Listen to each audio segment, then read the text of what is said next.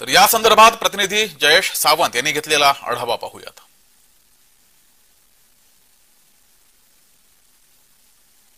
शपथ घेणारे या नरेंद्र मोदी सरकारमध्ये केंद्रीय मंत्री रामदासजी आठवले यांची वर्णी लागल्याची अधिकृत माहिती समोर येत आहे। या संदर्भातील फोन हे रामदासजी आठवले यांना झालेले आहेत आणि शपथविधी करता रामदासजी आठवले हे दिल्लीकडे रवाना झालेले आहेत।